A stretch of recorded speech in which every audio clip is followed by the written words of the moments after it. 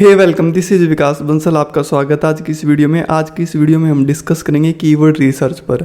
अगर आप कोई ब्लॉगर है जो ब्लॉग लिखते हैं या फिर ब्लॉगिंग शुरू करना चाहते हैं और आप देखना चाहते हैं कि ऐसे कौन से कीवर्ड है जो आपकी निच से रिलेटेड है और जिन पे कंपटीशन कम है और जिनको रैंक कराना ईजी है, उन कीवर्ड्स को आप कैसे ले सकते हैं, वो कौन से लॉन्ग टेल कीवर्ड्स है जिनका यूज़ करके आप इजीली रैंक कर सकते हैं और अपने लिए अच्छा रेवेन्यू जनरेट कर सकते हैं ब्लॉगिंग में।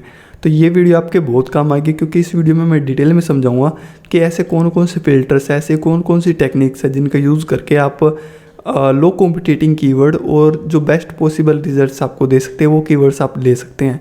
ये वीडियो में भी थोड़ी लंबी हो सकती है, क्योंकि मैं इसमें आपको कोशिश करूँ कि डिटेल्ड इन्फॉर्मेशन दे पाऊँ, जिससे कि आप जिस इंफॉर्मेशन का आप यूज़ करके अपने लिए अच्छे रिजल्ट्स जनरेट कर पाएँ और अपने ब्लॉग पोस्ट को इजीली रैंक करवा पाए या फिर आपकी जो भी वेबसाइट है उसको इजीली रैंक करा पाए उन कीवर्ड्स पर। कीवर्ड रिसर्च एसईओ का एक बहुत इंपॉर्टेंट कंपोनेंट है, तो ये वीडियो को बिल्कुल भी मिस मत कीजिए अगर आप ब्लॉगिंग या फिर एसईओ से रिलेटेड कुछ भी करना चाहते हैं तो चलिए मैं अब अपनी कंप्यूटर स्क्रीन पर आ जाता हूँ और आपको स्टेप बाय स्टेप समझाता हूँ कि कैसे आप बढ़िया टेक्निक्स का यूज़ करके अपने लिए बेस्ट एसईओ कर सकते हैं और अपने लिए बढ़िया कीवर्ड रिसर्च कर सकते हैं। तो चलिए शुरू करते हैं। तो चलिए अब मैं अपनी कंप्यूटर स्क्रीन पर आ गया हूँ और अब हम देखते हैं कि हम कैसे कीवर्ड रिसर्च को बेटर तरीके से कर सकते हैं। तो इसके लिए मैं सबसे पहले एक टूल का यूज़ करने वाला हूँ SEMrush का, लेकिन आप कोई भी कीवर्ड रिसर्च का आपका टूल यूज़ कर सकते हैं जो भी आप यूज़ करते हो, चाहे आप RF यूज़ करते हो, SEMrush यूज़ करते हो या फिर कोई भी कीवर्ड प्लानर यूज़ करते हो, तो उसमें आप इस सेम तरीके का यूज़ कर सकते हैं। क्योंकि लगभग जो सर्च का टाइप है वो लगभग सिमिलर ही रहेगा, तो इसमें कुछ ज़्यादा डिफरेंस आपको देखने को नहीं मिलेगा। तो सबसे पहले मैं SEMrush पर आ गया हूँ और अब हम देखते हैं कि हम यहाँ से कैसे कीवर्ड को रिसर्च करेंगे।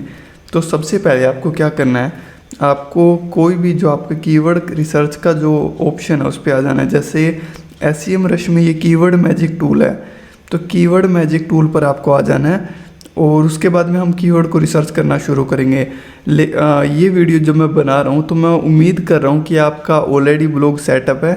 ब्लॉग के लिए अगर आपको पता हो कि आपको डोमेन और होस्टिंग की ज़रूरत होती है और अगर आपने अभी तक ब्लॉग को सेटअप नहीं किया तो मैं लिंक डिस्क्रिप्शन में दे रहा हूँ, जहाँ पर जाकर आप अपने लिए डोमेन और होस्टिंग को परचेज़ कर सकते हैं। तो और इसमें आपको काफ़ी बढ़िया ऑफर मिल जाएगा, तो मैंने इसका लिंक आपको डिस्क्रिप्शन में आपको दे दिया है। तो जब आपका ब्लॉग सेटअप हो चुका है, अब आपने आर्टिकल लिखना शुरू किया है, तो अब आपको कीवर्ड रिसर्च की ज़रूरत है। तो सबसे पहले हम एग्जांपल से देखते हैं। मान लीजिए कि मेरा कोई प्रोडक्ट है, यानी कि मेरा कोई हेल्थ से रिलेटेड कोई ब्लॉग या कोई वेबसाइट है और मुझे अब क्या करना है कि मैं कोई उसमें ओमेगा-3 पे कोई पोस्ट लिख रहा हूँ। एग्जाम्पल के लिए लेट्स से हम ले लेते हैं ओमेगा-3 को। तो सबसे पहले मैं इस कीवर्ड प्लानर में ओमेगा-3 को डालूँगा और यहाँ से मैं अपनी लोकेशन सेलेक्ट कर सकता हूँ कि अगर मान लीजिए कि अगर मैं इंडिया में टारगेटिंग कर रहा हूँ, मैं कोई भी इंडिया में ब्लॉग को रैंक करवाना चाहता हूँ, तो मैंने यहाँ पे इंडिया को सेलेक्ट कर दिया है और अब मैं यहाँ पे इस सर्च के बटन पे क्लिक कर देता हूँ। और अब सर्च पे क्लिक करने के बाद में अब यहाँ पर मेरे सामने ये पूरा जो डैशबोर्ड है ये ओपन हो गया है। अब अगर इसमें हम थोड़ा समझने की कोशिश करते हैं सारे टर्म्स और सारी चीज़ों को, तो सबसे पहली चीज़ जो हमें यहाँ दिख रही है वो कीवर्ड्स। ये सब वो कीवर्ड्स होगी जो हमें यहाँ पे शो हो रहे हैं। और उसके बाद में आता है हमारा इंटेंट। इंटेंट का मतलब है कि आपका कस्टमर किस तरह का इंटेंट शो कर रहा है। जैसे एग्जांपल के लिए हमारे पास में 4 टाइप के इंटेंट होते हैं। फर्स्ट होता है इंफॉर्मेशनल, कि आपका यूज़र जो है वो कोई भी इंफॉर्मेशन कलेक्ट करना चाहता है। फॉर एग्ज़ाम्पल मैंने सर्च किया कि who is the prime minister of India, तो ये मैं एक इन्फॉर्मेशन लेना चाहता हूँ। तो इस तरह का अगर कोई भी इंटेंट है कि यूज़र सिर्फ इंफॉर्मेशन को लेना चाहता है तो वो इंफॉर्मेशनल में आ जाएगा। और दूसरा हो गया कि नेविगेशनल, कि उसको उसके अंदर यूँ मान लीजिए कि कुछ स्पेशल टर्म्स को नेविगेट करना है, तो वो नेविगेशनल हो गया। और इसके अलावा अगर हम बात करें कमर्शियल, कि मान लीजिए कि कोई पर्सन है उसको कोई प्रोडक्ट ख़रीदना है, वो किसी भी प्रोडक्ट को ख़रीदने में इंटरेस्टेड है, तो कमर्शियल होगा। कि मान लीजिए लेट से कि कोई पर्सन सर्च कर रहा है कि blue Adidas shoes under 2000 rupees. तो अब इस कंडीशन में क्या है कि कोई भी यूज़र की सबसे ज़्यादा चांसेस है कि वो यूज़र वो प्रोडक्ट को ख़रीदना चाहता है, तो कमर्शियल हो गया। ट्रांजैक्शनल भी कमर्शियल से रिलेटेड ही है कि मान लीजिए लेट से कोई पर्सन है, वो कोई भी डायरेक्ट प्रोडक्ट खरीदना चाहता है और वो कुछ भी प्रोडक्ट के बारे में डायरेक्ट सर्च कर रहा है, तो ये हमारे सर्च इंटेंट हो गए। उसके बाद में वॉल्यूम की कितने लोग सर्च कर रहे हैं उस पर्टिकुलर कीवर्ड को, वो हमारा वॉल्यूम के अंदर आ जाएगा।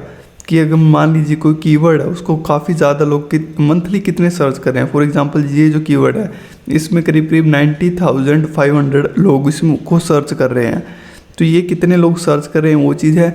और कीवर्ड डिफ़िकल्टी KD जो हम देख रहे हैं, ये कीवर्ड डिफ़िकल्टी है, यानी कि उस पर रैंक करवाना कितना मुश्किल है, कितना ईजी है, तो हमें कीवर्ड डिफ़िकल्टी में मिलेगा। जैसे कि यहाँ पर 100 है, तो इस कीवर्ड को रैंक कराना बहुत मुश्किल है। तो इस पर उम्मीद, अगर आप शुरू में कोई ब्लॉग लिखते हैं इस कीवर्ड पे, तो चांसेस है कि वो रैंक नहीं होगा। और इसके बाद में CPC कि उस पर लोग कितने क्लिक, अगर आपका आर्टिकल लिख रहे हैं तो उस पर कितने उसमें क्या CPC रह सकता है, तो वो सारे यहाँ पे दिखा रहे हैं। और उसके बाद में अगर बात करें तो ये कॉम्पिटिटिव डेंसिटी, इन पे हमने एक बार अभी डिस्कस नहीं करेंगे इस वीडियो में, वरना इन टर्म्स पे काफ़ी लंबी वीडियो बन जाएगी। SF को भी हम एक बार छोड़ रहे हैं। और रिज़ल्ट क्या मैं बता देता हूँ कि इस पर्टिकुलर टॉपिक पर कितने आर्टिकल लिखे जा चुके हैं। जैसे इस पर 738 मिलियन आर्टिकल इस टॉपिक से रिलेटेड लिखे जा चुके हैं।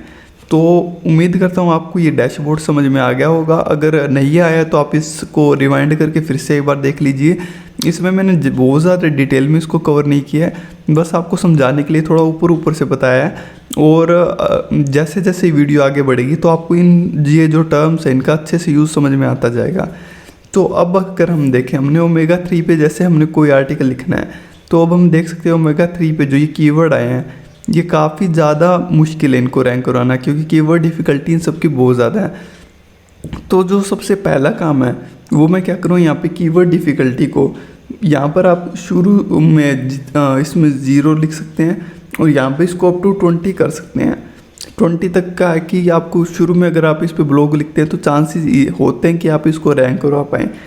और या फिर आप वेरी इजी पे यहाँ पे डायरेक्ट भी क्लिक कर सकते हैं। मैं अभी 0 to 20 इसको सेलेक्ट करके अप्लाई कर देता हूँ।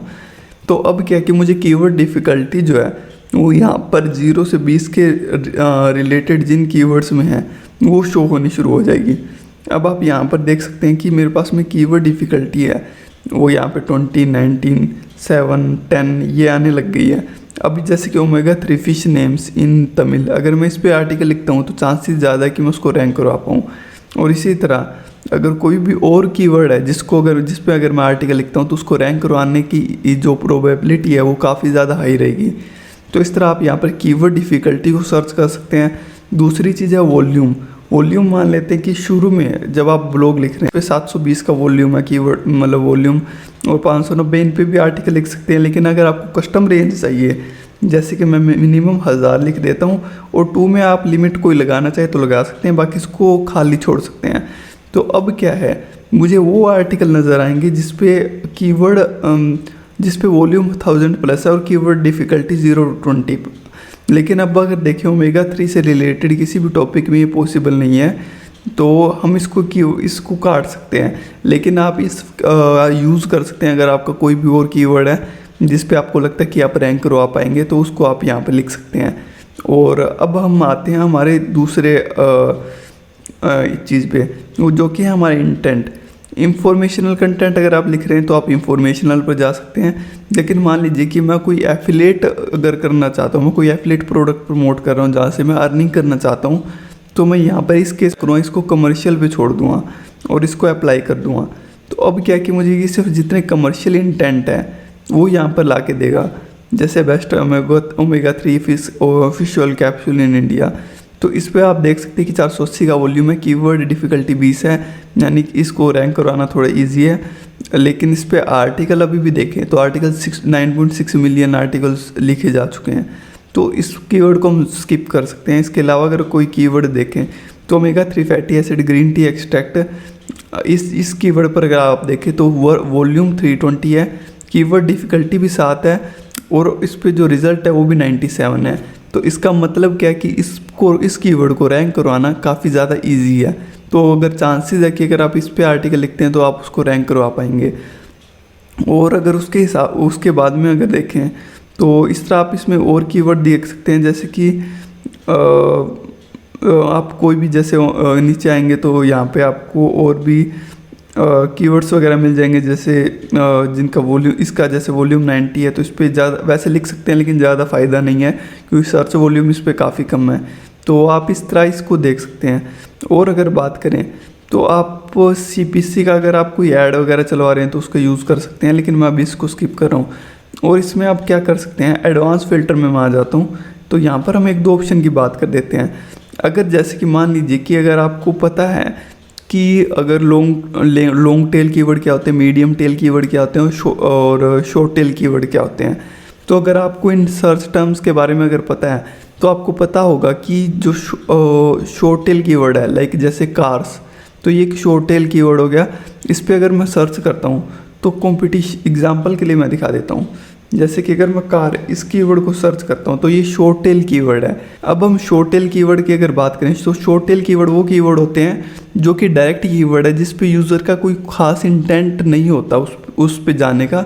जैसे फॉर एग्जांपल अगर मैं शूज़ को अगर लिखता हूँ, तो जैसे कि मैं शूज़ को लिखता हूँ तो अब शूज़ से रिलेटेड कोई भी पर्सन हो सकता है शूज़ ख़रीदने में, अगर वो कोई भी पर्सन इंटरेस्टेड हो, या हो सकता है कि कोई भी पर्सन शूज़ की सिर्फ इंफॉर्मेशन लेना चाहता हो, या फिर शूज़ के अंदर काफ़ी ज़्यादा कैटेगरी होगी, तो इसको हम शॉर्ट टेल कीवर्ड कहेंगे। लेकिन अगर मैं बात करूँ कि मुझे इसको मीडियम टेल कीवर्ड बनाना है, तो जैसे कि मैं क्या कर सकता हूँ, मीडियम टेल कीवर्ड वो होते हैं जैसे कि ब्लू शूज़ ऑफ एडिडास, इस तरह का कोई भी कीवर्ड हो गया, या फिर यूँ मान लीजिए लेदर शूज़ ऑफ एडिडास, इस तरह के कीवर्ड जो है ये मीडियम टेल कीवर्ड में आ जाते हैं। जैसे फॉर एग्जांपल मैं यहाँ पे वर्ड काउंट को 2 to 4 या फिर मैं 6 लिख देता हूँ और मैं इसको अप्लाई कर देता हूँ। तो अब जो मेरे पास में कीवर्ड आएंगे वो मीडियम टेल कीवर्ड है, जैसे नाइकी फर्स्ट कॉपी शूज़, जैसे ये एक मीडियम टेल कीवर्ड है। या फिर अगर आप और देखें तो फर्स्ट कॉपी शूज़ ऑनलाइन, जैसे एक मीडियम टेल कीवर्ड हो गया। लेकिन इसी को मतलब अगर मैं और लॉन्ग टेल में डालता हूँ तो लॉन्ग टेल पे आपको क्या बेनिफिट मिलता है कि कंपटीशन कम होता है और उस पर सर्च करवा मतलब उस पर रैंक करवाना ईजी होता है और यूज़र का सर्च इंटेंट बहुत ज़्यादा ही होता है। जैसे कि अगर कोई पर्सन सर्च कर रहा है कि leather shoes of Adidas under 2000 rupees, तो चांसेस है कि वो उस शूज़ को ख़रीदने की सोच रहे हैं। तो अगर आप उसका एफिलिएट करते हैं तो आप वहाँ से ज़्यादा पैसे कमा सकते हैं। तो फॉर एग्ज़ाम्पल जैसे इसको मैं 4 to 8 कर देता हूँ और ये हम लॉन्ग टेल कीवर्ड की कैटेगरी में आ जाते हैं। और यहाँ पर अगर हम देखें तो अब जो हमें कीवर्ड नज़र आ रहे हैं, जैसे कि बेस्ट, जैसे ये ले लेते हैं, जैसे Woodland formal shoes for man, तो ये कोई पर्सन हो अगर कोई सर्च कर रहा है तो इतनी चीज़ कन्फर्म है कि वो मैन है और वो अपने लिए फॉर्मल शूज़ को ढूंढ रहा है और वो भी वुडलैंड कंपनी के। तो यहाँ पे उसका कमर्शियल इंटेंट काफ़ी ज़्यादा है। तो इस तरह से आप समझ सकते हैं कि आप इंटेंट को कैसे आइडेंटिफाई करेंगे। और अब अगर हम इसके वॉल्यूम देखें तो यहाँ पर हमें 6600 का वॉल्यूम मिल रहा है। कीवर्ड अगर डिफ़िकल्टी बात करें तो ये 20 ही है और अगर इसमें रिज़ल्ट बात करें तो सिर्फ 44 रिज़ल्ट है। तो अगर चांसेस है कि अगर आप इस पर कोई आर्टिकल लिख रहे हैं तो उसको रैंक को आप इजीली करवा पाएंगे। तो इस तरह आप अपने लिए कीवर्ड रिसर्च को कर सकते हैं। ये वीडियो काफ़ी बेसिक वीडियो थी, अगर आप कोई बिगिनर है तो ये आपके काफ़ी काम आएगी। अगर आप कमेंट करेंगे तो मैं इस पर एक डिटेल्ड वीडियो भी बना दूंगा, लेकिन ये सिर्फ आपको बेसिक इन्फॉर्मेशन देने के लिए थी कि आप कैसे अपने लिए कीवर्ड रिसर्च को कर सकते हैं।